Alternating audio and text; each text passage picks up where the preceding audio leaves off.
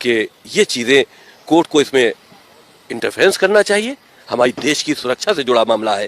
ان 26 آیتیں جو وائلنس کی ٹیچنگ ہے اسلام کے اندر، جو پوری دنیا میں آتنک کا سبب بنی ہوئی ہیں، ان کو قرآن سے ریموو ہونا چاہیے. سورہ مبارکہ ہجر آیت نمبر 9.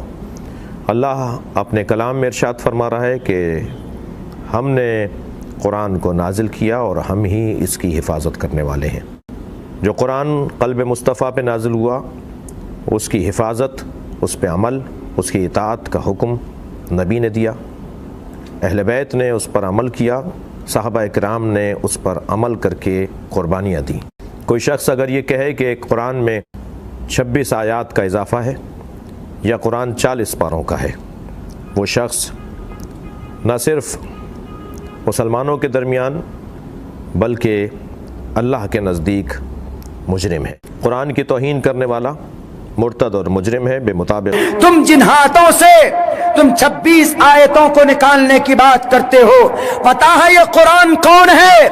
اس کو مٹانے انگریز آئے تھے، انگریز خود مٹ گئے. اسی قرآن کا چیلنج کیا تھا بڑے بڑے سورماؤں نے، اسی قرآن کے فیصلے کا منشے کا چیلنج کیا تھا. کون؟ نمرود نے زمین میں دھسا دیا گیا. فرعون نے رب کی وحدانیت کے سامنے کھڑا ہوا، زمین آسمان کے بیچ لٹکا دیا گیا. کن کو؟ فرعون کو، دنیا کے اندر رب کا دعویٰ کرنے والا. اسی لیے وسیم رضوی منسٹری کی کرسی اگر تمہیں ملی ہوئی ہے تو یہ کرسی تمہارے لیے تمہاری قبر بن جائے گی. تم اللہ کی سے مقابلہ مت کرو، اللہ تبارک و تعالیٰ کے کلام سے تم بغاوت مت کرو. یہ ہمارا قرآن نہیں، یہ کسی مسلمان کا قرآن نہیں، یہ اللہ کا کلام. یہ بھارت کا سمویدھان نہیں ہے کہ CAA لے آؤ، مسلمانوں کا نام نکال دو، NRC لاگو کر دو دھرم کے نام پر، کسان کے لیے قانون لے آؤ ان کے خلاف میں. یہ تمہارا قانون ہے، تم جو چاہتے ہو لکھ دیتے ہو، لیکن قرآن میں کچھ نہیں کر سکتے. کیوں؟ قرآن تمہارے ابا کی دادا کی کتاب نہیں ہے، قرآن اللہ کی کتاب ہے.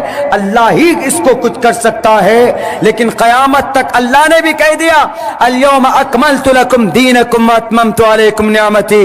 اللہ کے ضابطے کے حساب سے اس کے اندر بھی کوئی تبدیلی نہیں ہو سکتی.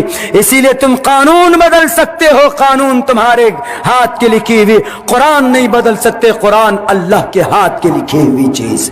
اسی لیے میں کہتا ہوں پورے جوش اور پورے طاقت کے ساتھ کہ بھارت کے نوجوانوں، آپ کو کھڑا ہونا ہوگا. صرف موبائل میں فیس بک چلانے سے یا موبائل میں واٹس ایپ گروپ بنانے سے ہم باطل کا مقابلہ نہیں کر سکتے. بنگال کے اندر الیکشن